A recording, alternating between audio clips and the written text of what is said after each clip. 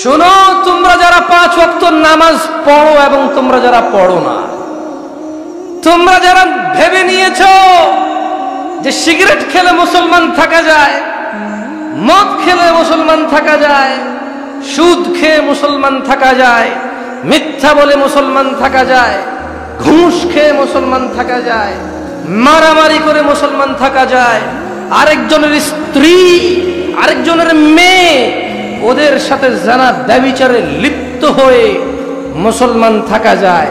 তোমরা জেনে রাখো, নামাজ না পড়ে মুসলমান থাকা যায় না। তোমরা জেনে রাখো, নামাজ না পড়ে মুসলমান থাকা যায় না।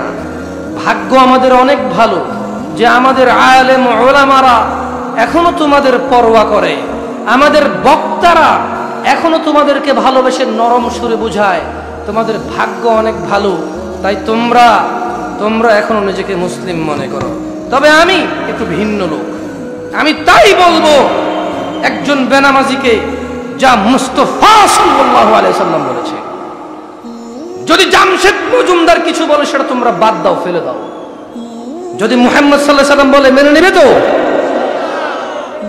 মুহাম্মদ সাল্লাল্লাহু আলাইহি সাল্লাম বললে মেনে নিবে?